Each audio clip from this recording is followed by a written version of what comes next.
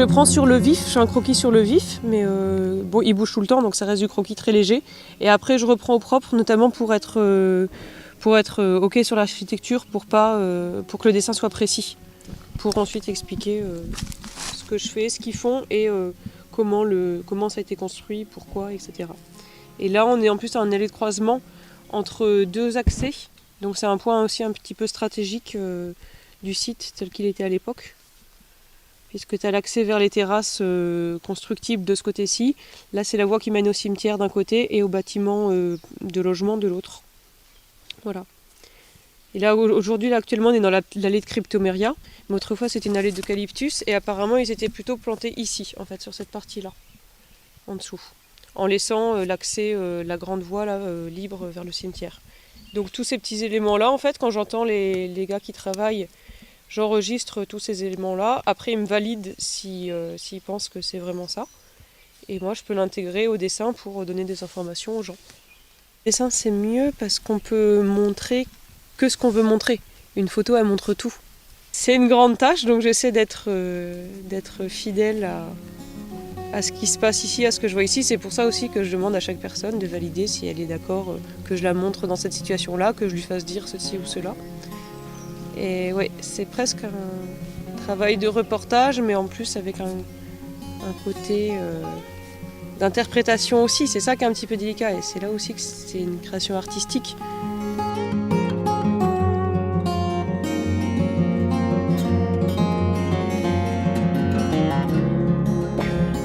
Et donc il faut que je mette encore l'ancrage et puis que je fasse le texte aussi pour expliquer ce qu'elle fait. Je n'avais pas vu ça, c'est super drôle. L'intérêt, c'est que ça montre aussi que que la photogrammétrie, c'est un peu compliqué à mettre en place. Surtout ici. Si t'as pas le bon contexte, donc. Surtout ici, la difficulté pour lui, c'est qu'il a des fois peu de recul. Ah ouais. Bah oui, c'est ça. Et donc multiplier les photos, ça veut dire multiplier les points topo. Et sinon, j'avais expliqué un petit peu aussi ce qu'il faisait ici. Ici, non. Qu'est-ce qu'on fait? On fait rien là? Là, c'était l'interview avec Apollo et sa classe qui sont venus interviewer. Vrai, oui. Ouais. Je sais pas si je montrerai là, je ferai le travail de Fanny un peu plus Fanny précisément. qui fait ses sondages. Voilà. Ouais. Un autre volet de mon travail ici, c'est de faire en fait des interviews. Ah ça c'est Laurent. Oui, c'est un croquis. Faut retravailler évidemment, à faire au propre. Donc je suis allée voir Laurent Guarot et son équipe qui travaillent sur les cachots de la léproserie. Donc là il y a une interview d'un collectionneur, Monsieur Klein, qui est à la léproserie, qui collectionne des objets longtemps et qui connaît bien l'histoire de Lillette. Il y a un travail donc pour mailler un petit peu les deux. Je vais faire aussi des ateliers avec les enfants, des ateliers BD sur l'histoire de Lillette à Guillaume à la léproserie même. Et également normalement une fresque réalisée par les enfants de Saint-Bernard au sujet des enfants du pénitencier. Voilà, pour inclure un petit peu ce qu'on fait ici à Saint-Bernard et surtout que ça reste dans les mémoires des gens. C'est ça le but aussi, c'est de faire un travail de mémoire.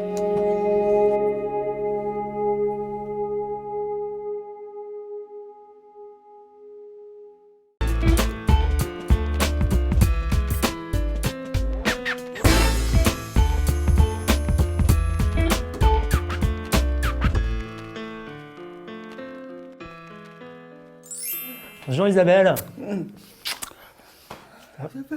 Oui, ça va. Et toi? Ça va. Les vacances? Tes vacances? Vacances? Vacances. De super vacances. Ah, super vacances. D'accord. T'es allé où en vacances? Où? Tu es allé où en vacances?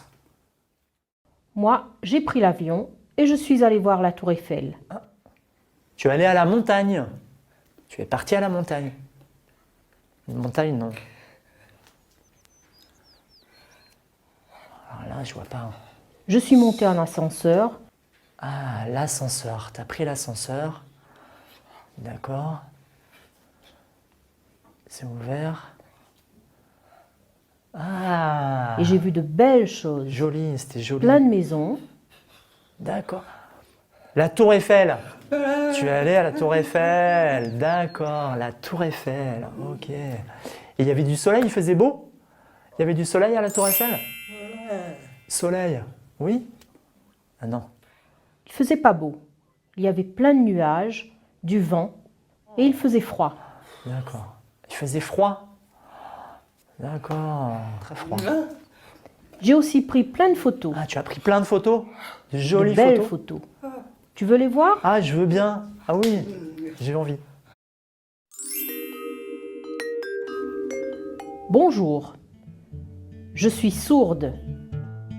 Vacances. Avion. Tour Eiffel.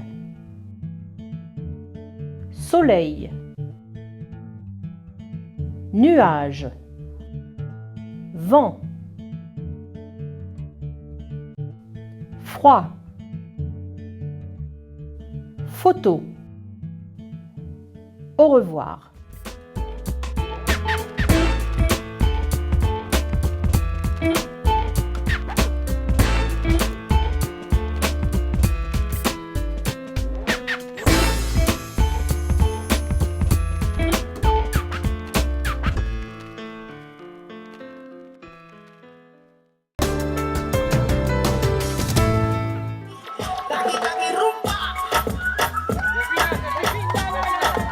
En robe de soirée ou en tenue plus décontractée, 16 modèles défilent pour la première fois sur les projecteurs et les applaudissements du public.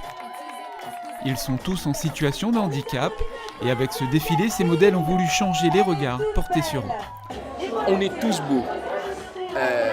Malgré notre handicap, on est beau de l'intérieur et quand on défile, on montre aux autres personnes qu'on est beau aussi. Et cette beauté intérieure, ils ressortent lors du défilé. Montrer que les personnes handicapées ne sont pas qu'un bout de ferraille. C'est aussi une âme, une beauté, justement. Et voilà, de dire qu'on est comme tout le monde, quoi, en fait. Qu'on a une beauté, qu'on a un cœur, qu'on a une âme. Et puis voilà. Les modèles sont prêts à défiler, maquillés et habillés par des stylistes. Ils présenteront des créations originales en imposant leur code de la mode et du défilé. Les tenues, c'était créé par les 3 stylistes. C'était 3 stylistes réunionnaises, Daphné Rossette, Elena Dijoux et Eva Ruzanovic. Et ils ont fait des créations et les modèles, c'est eux qui vont défiler. Et je voulais mettre en avant l'handicap parce que pour montrer que eux aussi sont capables et mettre en avant la beauté de l'handicap. Pour ce premier événement, le public a répondu présent et les modèles ont décidé de revenir encore plus nombreux sur le devant de la scène lors de la prochaine édition.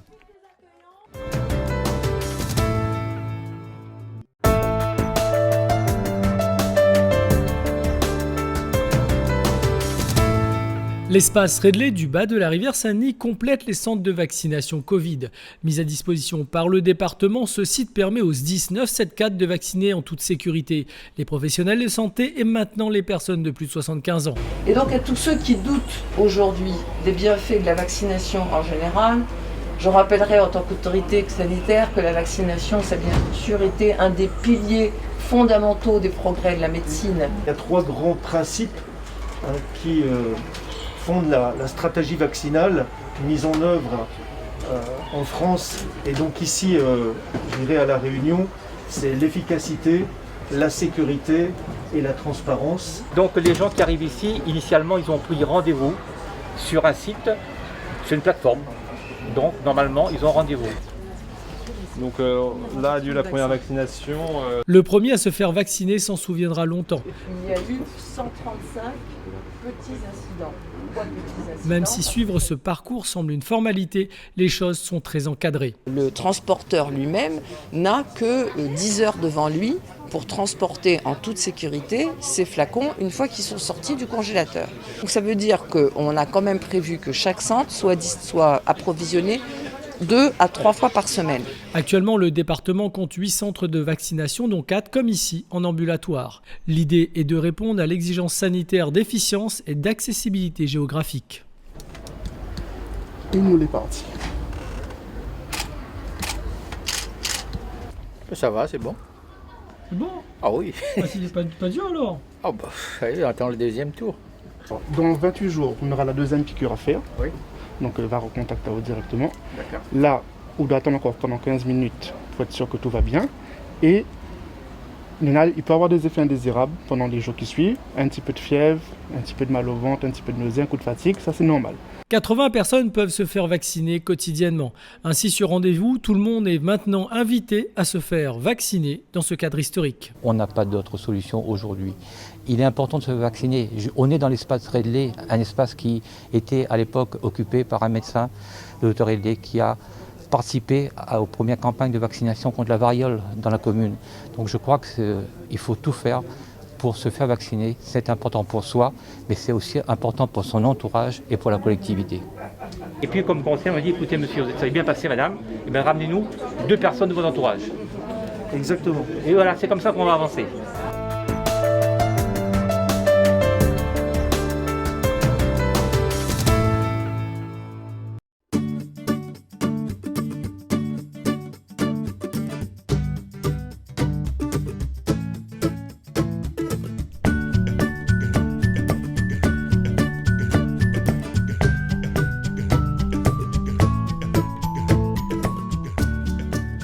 Il est un jardin à l'intérieur duquel on cultive les souvenirs, la tradition des plantes médicinales. Un patrimoine que François Thibert, tisaneur, préserve. Sur son terrain, il pousse des plantes endémiques, indigènes et exotiques comme l'aloès amère. Attention, la souche de l'aloès doit avoir au moins 4 ans pour développer ses propriétés médicinales. Tous les 900 mètres d'altitude, l'aloès il pousse un peu dans les hauts comme dans les bas. Là, nous voit un joli pied de zampe encore fleuri, donc il est encore bon pour être utilisé. Il utilise la ligue quand il finit fleuri. Jolies fleurs jaunes qui sortent au bout de 3e année. Donc, ça, il utilise là-dedans. Il coupe la feuille là et utilise ça pour cicatriser les bobos, cicatriser les plaies. Il faut faire attention à l'Halloween, le jus jaune qui coule là. Il ne faut pas trop se mettre sur la peau ou utiliser parce que c'est assez, ça peut créer des petits problèmes. Il utilise aussi pour les brûlures, hein, pour faire la cuisine ou bien on a brûlé, on a un pied d'aloès sous la main ou peut couper à lit, laisse couler ça et prendre, éplucher, voilà. Et puis passer dessus comme ça. Là, on a coupé 2-3 jours, on a coupé une petite coupure, rien du tout, mais l'aloès a bien aidé à moins pour cicatriser ça.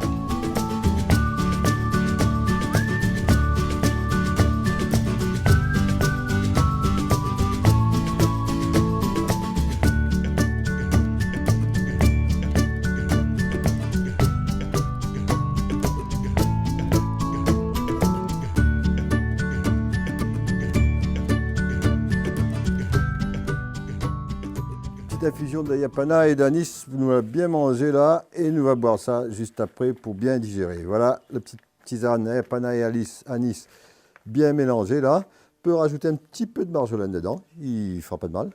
Voilà, nous avons 5-6 personnes là, voilà la dose pour 5-6 personnes. Nous allons mettre ça dans un petit récipient là pour verser là-dessus de l'eau que la bouillie. De l'eau chaude.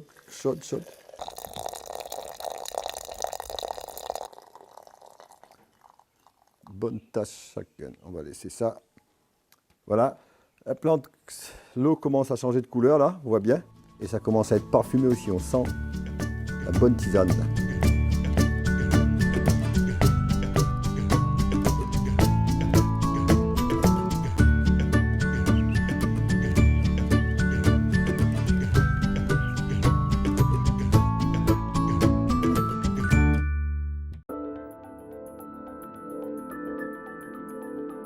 L'Île-à-Guillaume abrite un lieu unique à La Réunion.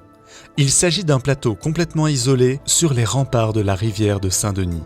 À partir de 1864, les missionnaires de la Congrégation du Saint-Esprit décident d'y construire une colonie agricole pénitentiaire pour enfants, à l'image de ces maisons de correction qui essaiment partout en France au milieu du XIXe siècle. À partir de 1850, en France, on installe ce qu'on appelle les maisons de correction pour éviter aux enfants la prison. Donc on va mettre en place des lieux de placement collectifs où les enfants vont travailler, vont être isolés et on pense que grâce à ça, ils vont être redressés. C'est exactement ce que vont faire les spiritains ici, d'abord à la Providence, puis en créant une annexe là-haut à l'Illette à Guillaume. Et on va y ressembler des enfants, placés par la justice des enfants, qu'il faut redresser. L'Illette à Guillaume, les enfants sont gardés par les remparts. On n'a pas besoin du tout d'une architecture carcérale. Et pour ça, l'Illette, c'est absolument dans le projet des maisons de correction. Et puis c'est un lieu où les enfants vont beaucoup travailler. On va beaucoup leur faire construire des murs, des terrassements, des routes, un pont. Et là aussi, on est dans le projet intégral des colonies agricoles pénitentiaires. On pense que par l'isolement et le travail, les enfants vont retrouver le bon chemin. C'est absolument, pour le coup, assez inédit pour moi de travailler avec des archéologues. C'est-à-dire que là, on va vraiment mailler le travail en archives et le travail sur le terrain. Pour compléter le travail de l'historienne sur les archives, une équipe d'archéologues, sous la direction de Thierry Cornec, est chargée par le département de La Réunion de réaliser une étude exhaustive des vestiges du pénitencier. Pour cette mission que le département a confiée à l'INRAP, je suis accompagné de 3 spécialistes, un topographe qui assure aussi tous les relevés de photogrammétrie, un spécialiste de l'étude du bâti qui va nous permettre de décrypter les différentes constructions et une archéobotaniste pour l'évolution de la flore sur le site. L'année dernière, il y a eu un relevé LIDAR qui a été réalisé sur le site par le département. Donc ce relevé LIDAR nous donne un modèle numérique terrestre, c'est-à-dire qu'on voit le micro-relief du site. Le problème du LIDAR, c'est qu'il fait abstraction de ce qui est anthropique et naturel. Nous voyons des terrasses, un micro-relief, mais on ne sait pas s'il a été fait par la main de l'homme ou naturellement. Donc nous, notre rôle d'archéologue, justement, c'est de différencier ce qui est naturel et ce qui est anthropique. Or ici, vous voyez que toutes les terrasses, elles sont anthropiques, elles ont été construites par ces enfants pendant ces 15 années d'existence du pénitencier. Les informations que je vais apporter à mes collègues, déjà c'est un plan au sol, pour connaître les espaces de circulation, où se trouvent les habitats, avoir des données purement métriques, de mesure, et puis aussi de leur apporter des documents sur les élévations qui vont permettre à mes collègues justement de travailler sur ces murs et notamment dans la partie archéo du bâti que fait Ludovic et Thierry.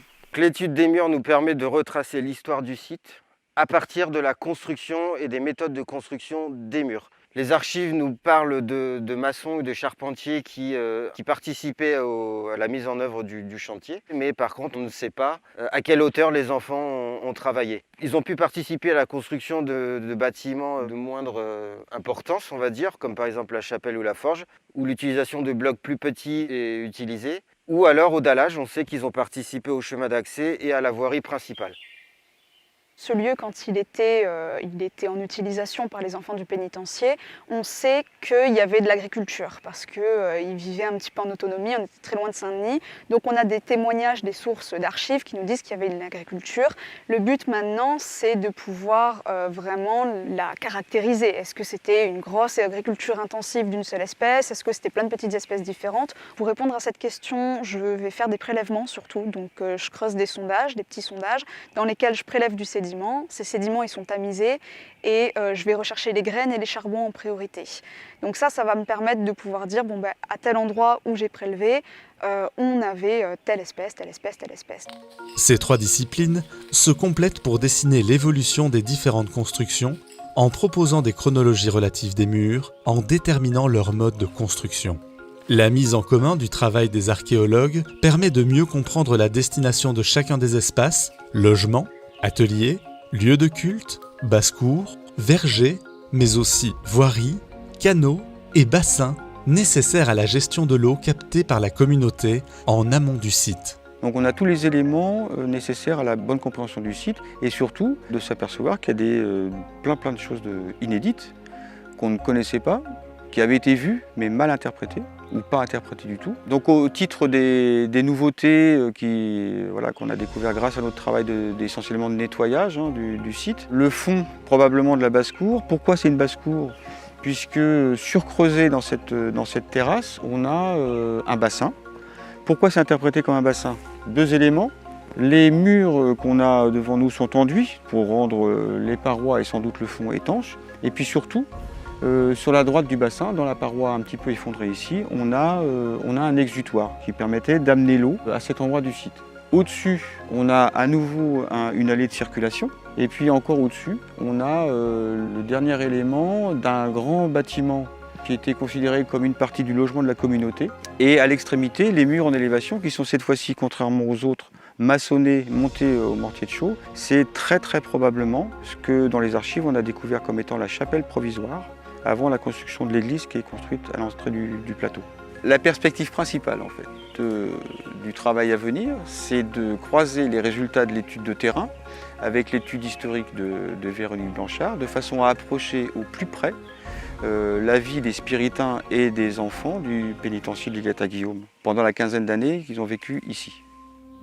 Pour aller plus loin, et conformément à la mission confiée par le département de La Réunion, l'INRAP va proposer des fouilles sédimentaires sur des thématiques particulières comme les logements de la communauté afin d'approcher un peu plus le quotidien des enfants et des spiritains du pénitencier d'Île-à-Guillaume qui n'a pas fini de livrer tous ses secrets.